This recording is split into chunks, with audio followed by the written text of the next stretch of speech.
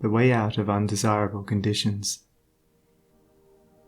Having seen and realized that evil is but a passing shadow thrown by the intercepting self across the transcendent form of the eternal good, and that the world is a mirror in which each sees a reflection of himself, we now ascend, by firm and easy steps, to that plane of perception whereon is seen and realized the vision of the law.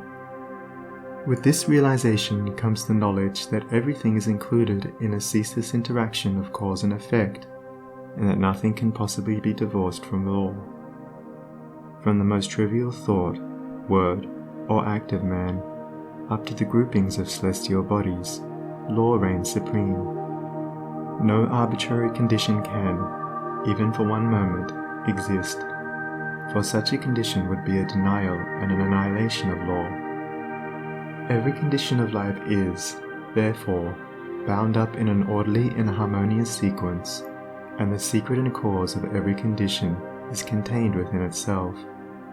The law, whatsoever a man sows that he shall also reap, is inscribed in flaming letters upon the portal of eternity, and none can deny it, none can cheat it, none can escape it. He who puts his hand in the fire must suffer the burning until such a time as it has worked itself out, and neither curses nor prayers can avail to alter it. And precisely the same law governs the realm of mind: hatred, anger, jealousy, envy, lust, covetousness. All these are fires which burn, and whoever even so much as touches them must suffer the torments of burning. All these conditions of mind are rightly called evil, for they are the efforts of the soul to subvert, in its ignorance, the law, and they, therefore, lead to chaos and confusion within, and are sooner or later actualized in their outward circumstances as disease, failure, and misfortune, coupled with grief, pain, and despair. Whereas love, gentleness, goodwill, purity, are cooling airs which breathe peace upon the soul that woes them, and, being in harmony with the eternal law, they become actualized in the form of health, peaceful surroundings, and undeviating success and good fortune. A thorough understanding of this great law, which permeates the universe, leads to the acquirement of that state of mind known as obedience. To know that justice, harmony, and love are supreme in the universe is likewise to know that all adverse and painful conditions are the result of our own disobedience to that law. Such knowledge leads to strength and power, and it is upon such knowledge alone that a true life and an enduring success and happiness can be built. To be patient under all circumstances, and to accept all conditions as necessary factors in your training, is to rise superior to all painful conditions, and to overcome them with an overcoming which is sure, and which leaves no fear of their return, for by the power of obedience to law they are utterly slain. Such an obedient one is working in harmony with the law, has in fact identified himself with the law, and whatsoever he conquers forever. Whatsoever he builds can never be destroyed. The cause of all power, as of all weakness, is within. The secret of all happiness, as of all misery, is likewise within. There is no progress apart from unfoldment within, and no sure foothold of prosperity or peace except by orderly advancement in knowledge. You say you are chained by circumstances. You cry out for better opportunities, for a wider scope, for improved physical conditions, and perhaps you inwardly curse the fate that binds you hand and foot. It is for you that I write, it is for you that I speak. Listen and let my words burn themselves into your heart, for that which I say to you is truth. You may bring about that improved condition in your outward life which you desire, if you unswervingly resolve to improve your inner life. I know this pathway looks barren at its commencement. Truth always does. It is only error and delusion which are at first inviting and fascinating. But if you undertake to walk it, if you perseveringly discipline your mind, eradicating your weaknesses, and allowing your soul forces, and spiritual powers to unfold themselves, you will be astonished at the magical changes which will be brought about in your outward life. As you proceed, golden opportunities will be strewn across your path, and the power and judgment to properly utilize them will spring up within you. Genial friends will come unbidden to you. Sympathetic souls will be drawn to you as the needle is to the magnet, and books and all outward aids that you require will come to you unsought.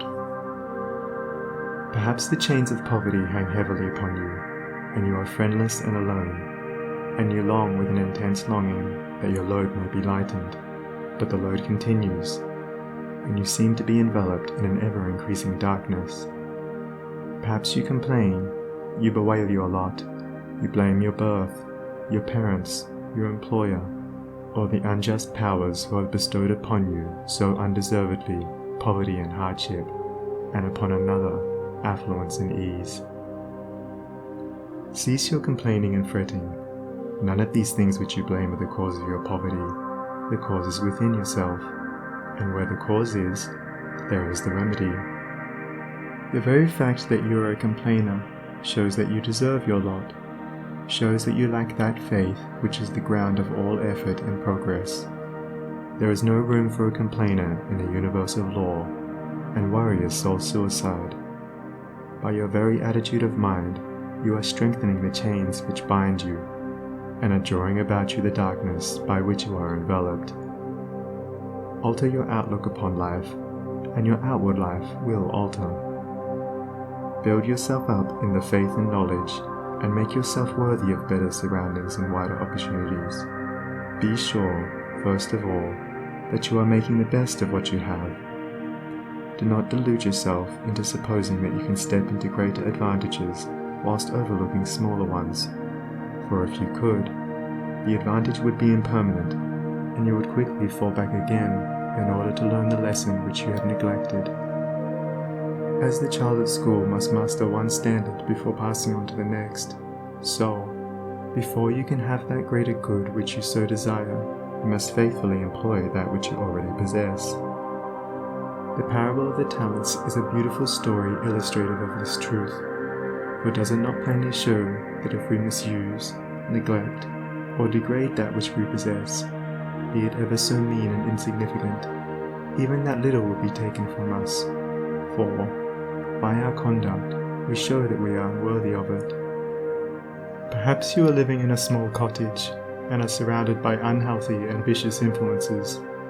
You desire a larger and more sanitary residence, then you must fit yourself for such a residence, by first of all making your cottage as far as possible a little paradise.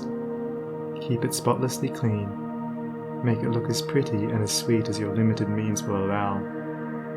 Cook your plain food with all care, and arrange your humble table as tastefully as you possibly can. If you cannot afford a carpet, let your rooms be carpeted with smiles and welcomes, fastened down with the nails of kind words, driven in with the hammer of patience. Such a carpet will not fade in the sun, and constant use will never wear it away. By so ennobling your present surroundings, you will rise above them, and above the need of them, and at the right time you will pass on into the better house and surroundings, which have all along been waiting for you, and which you have fitted yourself to occupy. Perhaps you desire more time for thought and effort, and feel that your hours of labor are too hard and long. Then see to it that you are utilizing to the fullest possible extent what little spare time you have. It is useless to desire more time if you are already wasting what little you have, for you would only grow more indolent and indifferent. Even poverty and lack of time and leisure are not the evils that you imagine they are, and if they hinder you in your progress, it is because you have clothed them in your own weaknesses, and the evil that you see in them is really in yourself.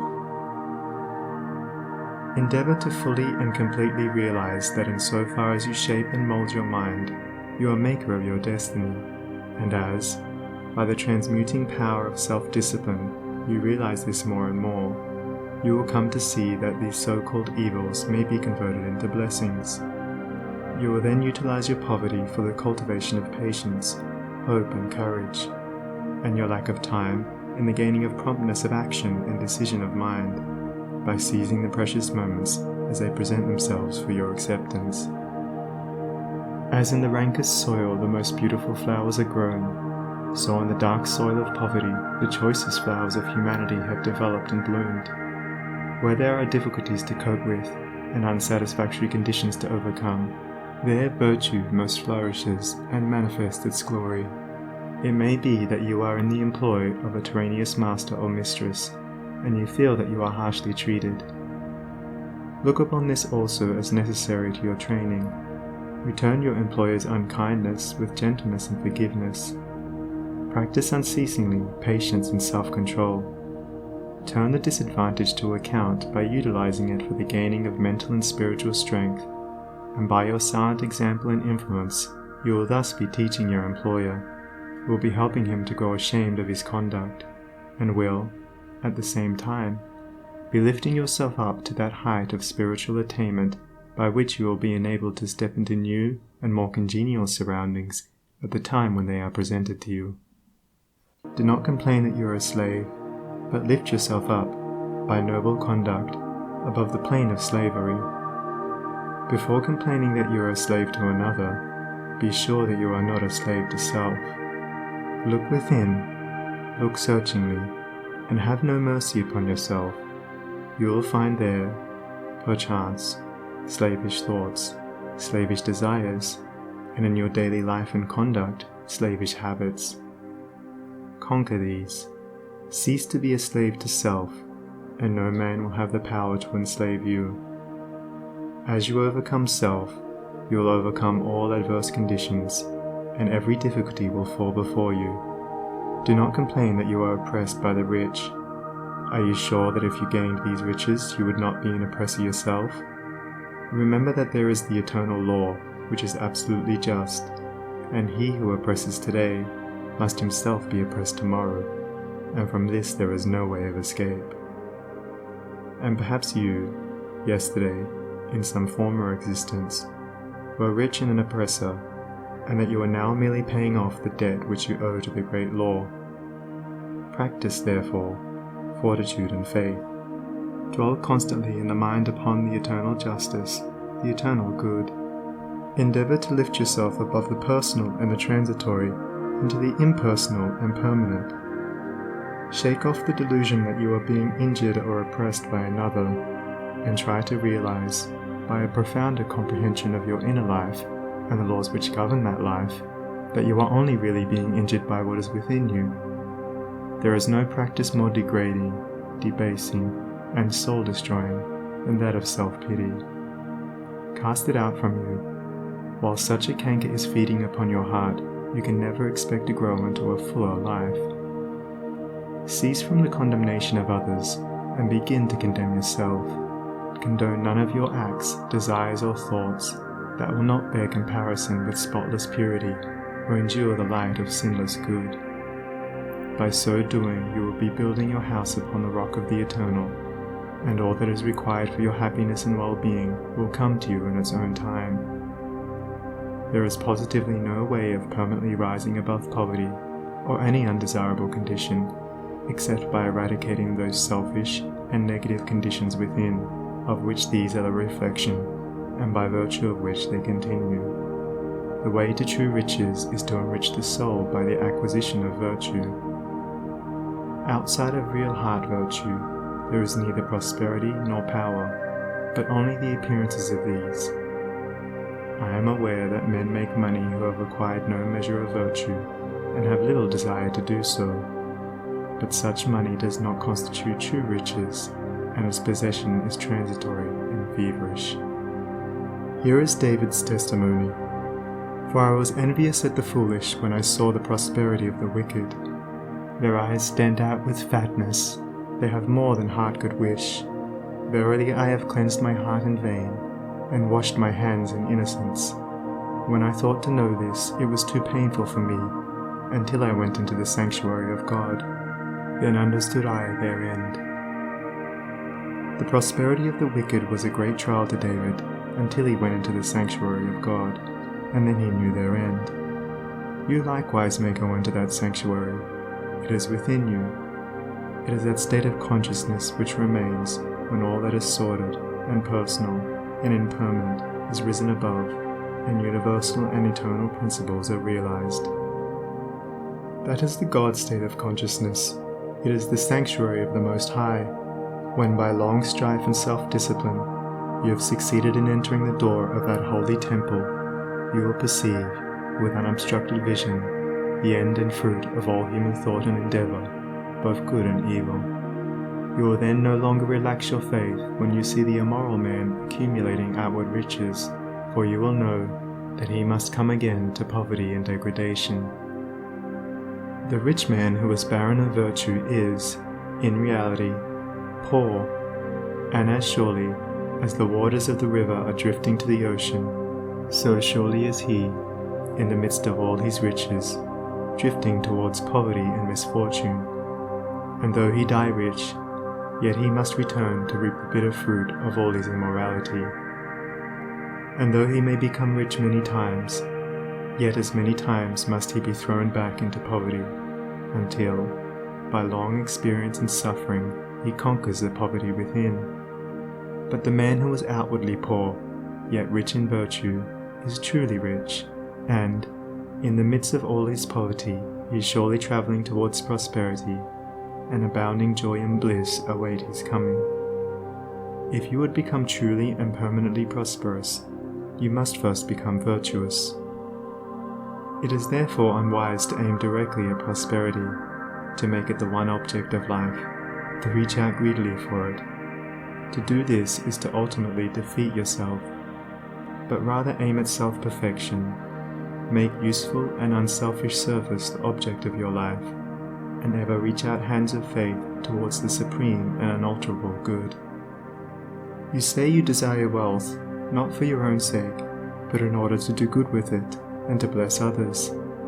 If this is your real motive in desiring wealth, then wealth will come to you, for you are strong and unselfish indeed if, in the midst of riches, you are willing to look upon yourself as steward and not as owner. But examine well your motive, for in the majority of instances where money is desired for the admitted object of blessing others, the real underlying motive is a love of popularity and a desire to pose as a philanthropist or reformer. If you are not doing good with what little you have, depend upon it, the more money you got, the more selfish you would become, and all the good you appeared to do with your money, if you attempted to do any, would be so much insinuating self-laudation.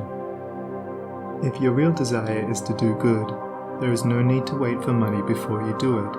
You can do it now, this very moment, and just where you are. If you are really so unselfish as you believe yourself to be, you will show it by sacrificing yourself for others now. No matter how poor you are, there is room for self-sacrifice, for did not the widow put her all into the treasury? The heart that truly desires to do good does not wait for money before doing it, but comes to the altar of sacrifice and, leaving there the unworthy elements of self, goes out and breathes upon neighbor and stranger, friend and enemy alike, the breath of blessedness. As the effect is related to the cause, so is prosperity and power related to the inward good, and poverty and weakness to the inward evil. Money does not constitute true wealth, nor position, nor power, and to rely upon it alone is to stand upon a slippery place. Your true wealth is your stock of virtue, and your true power, the uses to which you put it. Rectify your heart, and you will rectify your life.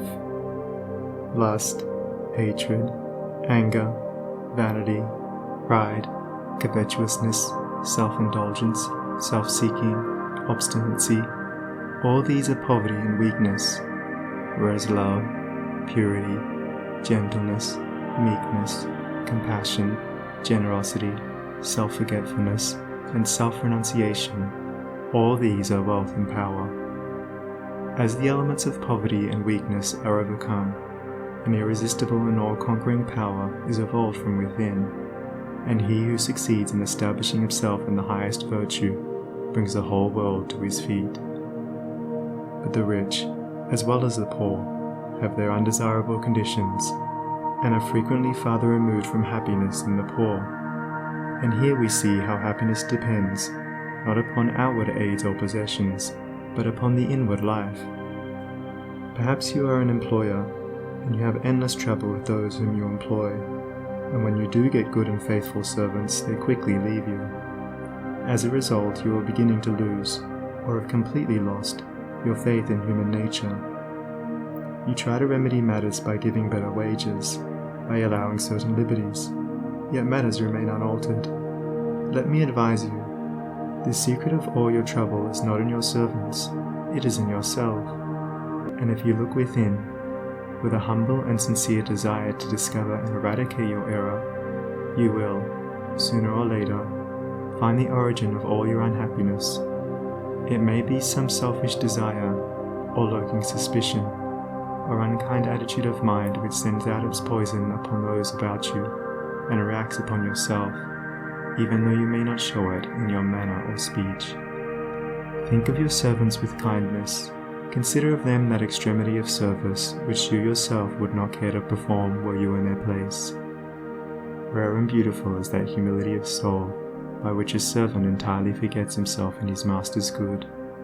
But far rarer, with a beautiful and divine beauty, is that nobility of soul by which a man, forgetting his own happiness, seeks the happiness of those who are under his authority, and who depend upon him for their bodily sustenance.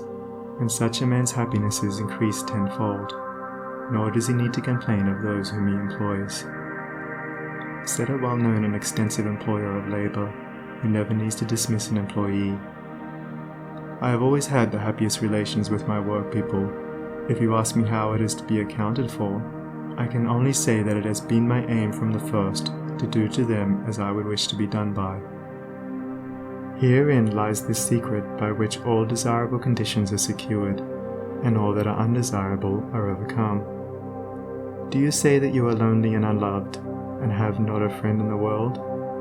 Then, I pray you, for the sake of your own happiness, blame nobody but yourself. Be friendly towards others, and friends will soon flock round you. Make yourself pure and lovable, and you will be loved by all. Whatever conditions are rendering your life burdensome, you may pass out of and beyond them by developing and utilizing within you the transforming power of self-purification and self-conquest. Be it the poverty which galls, and remember that the poverty upon which I have been dilating is that poverty which is the source of misery, and not that voluntary poverty which is the glory of emancipated souls, or the riches which burden, or the many misfortunes, griefs, and annoyances which form the dark background in the web of life.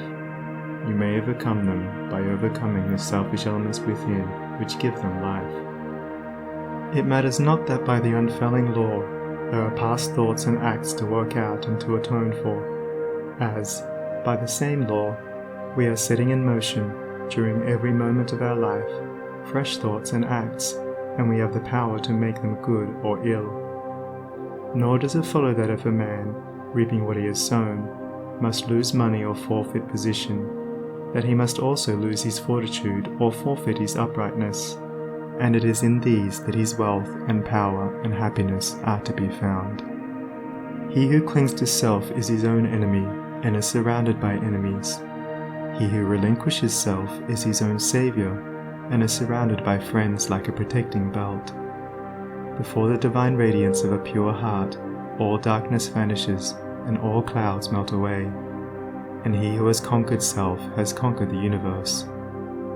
Come, then, out of your poverty, come out of your pain, come out of your troubles, and sighings, and complainings, and heartaches, and loneliness, by coming out of yourself. Let the old tattered garment of your petty selfishness fall from you, and put on the new garment of universal love. You will then realize the inward heaven, and it will be reflected in all your outward life. He who sets his foot firmly upon the path of self-conquest, who walks, aided by the staff of faith, the highway of self-sacrifice, will assuredly achieve the highest prosperity, and will reap abounding and enduring joy and bliss. To them that seek the highest good, All things subserve the wisest ends. Naught comes as ill, and wisdom lends wings to all shapes of evil brood. The darkening sorrow veils a star that waits to shine with gladsome light. Hell waits on heaven, and after night comes golden glory from afar. Defeats are steps by which we climb, with purer aim to nobler ends. Loss leads to gain, and joy attends true footsteps up the hills of time. Pain leads to paths of holy bliss, to thoughts and words and deeds divine, and clouds that gloom and rays that shine along life's upward highway kiss. Misfortune does not but cloud the way, whose end and summit in the sky of bright success, sun-kissed and high, awaits our seeking and our stay. The heavy pall of doubts and fears that cloud the valley of our hopes, the shades with which the spirit copes, the bitter harvesting of tears, the heartaches, miseries and griefs, the bruisings born of broken ties, all these are steps by which we rise to living ways of sound beliefs. Love, pitying, watchful, runs to meet the pilgrim from the land of fate. All glory and all good await the coming of obedient feet.